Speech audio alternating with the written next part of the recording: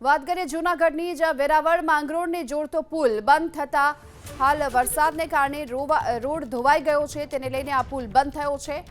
જૂનાગઢ ગીર સોમનાથમાં વરસાદથી રોડ ધોવાયો, પુલ બંધ થતાની સાથે વાહન વ્યવહાર પણ ખોરવાઈ ગયો છે।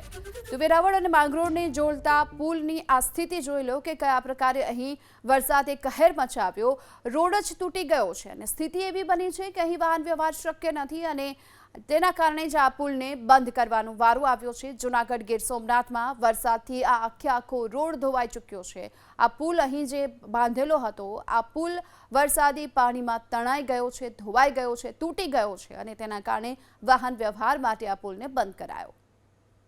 વાત કરીએ જૂનાગઢની, જ્યાં વેરાવળ માંગરોળને જોડતો પુલ બંધ થતા હાલ વરસાદને કારણે રોડ ધોવાઈ ગયો છે, તેને લઈને આ પુલ બંધ થયો છે।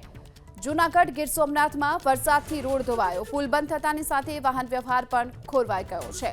તો વેરાવળ અને માંગરોળને જોડતા પુલની આ સ્થિતિ જોઈ લો કે કયા પ્રકારે અહીં વરસાદે કહેર મચાવ્યો, રોડ જ તૂટી ગયો છે અને સ્થિતિ એવી બની છે કે અહીં વાહન વ્યવહાર શક્ય નથી અને તેના કારણે જ આ પુલને બંધ કરવાનો વારો આવ્યો છે। જૂનાગઢ ગીર સોમનાથમાં વરસાદથી આ આખો રોડ ધોવાઈ ચૂક્યો છે। આ પુલ અહીં જે બાંધેલો હતો, આ પુલ વરસાદી પાણીમાં તણાઈ ગયો છે, ધોવાઈ ગયો છે, તૂટી ગયો છે અને તેના કારણે વાહન વ્યવહાર માટે આ પુલને બંધ કરાયો।